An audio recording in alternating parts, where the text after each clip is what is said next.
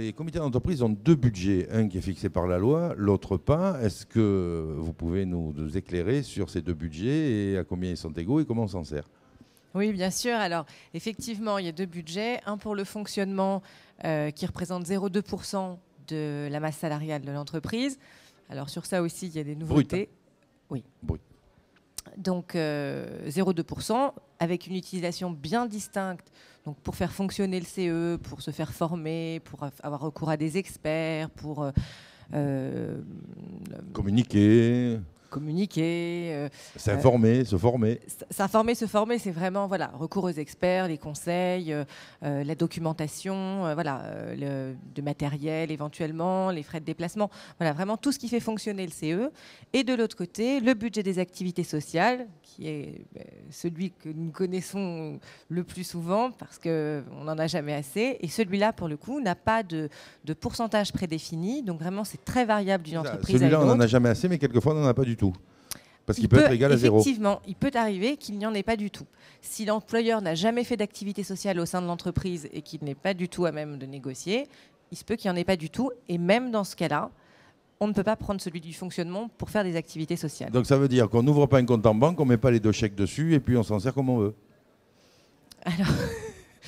Alors sur le principe du compte en banque, évidemment, on va recommander d'en ouvrir deux pour éviter de se tromper. Mais ce n'est pas une obligation. Il faut vraiment les utiliser distinctement, mais on n'est pas obligé d'avoir deux comptes bancaires. C'est assez surprenant, mais c'est comme ça. Donc, c'est même plus pratique si on a un contrôle de dire voilà ce que j'ai fait avec le budget de fonctionnement, voilà ce que j'ai fait avec le budget d'œuvre sociale. Merci d'aller dans mon sens. Voilà, complètement. C'est beaucoup plus simple pour l'utilisation, pour le quotidien, de ne pas les mélanger parce qu'il y a toujours, ça va vite de se tromper de chéquier, de carte. Bon. Donc pour le coup, on conseille d'en avoir deux.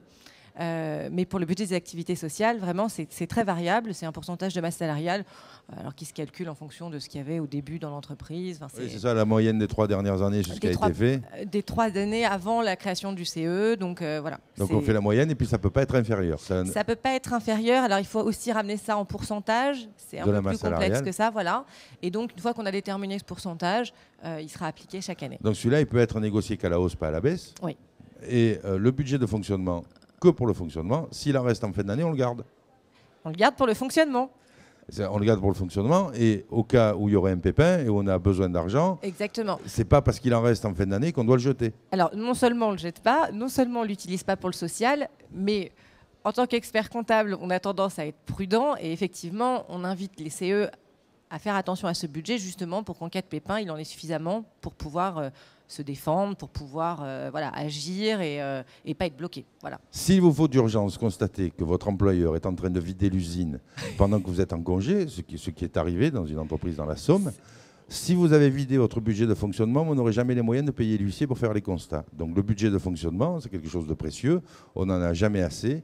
On peut avoir l'air d'être assis sur le magot, mais il faut bien le conserver parce que vous n'en avez pas besoin aujourd'hui, vous pourriez en avoir besoin demain. Merci beaucoup.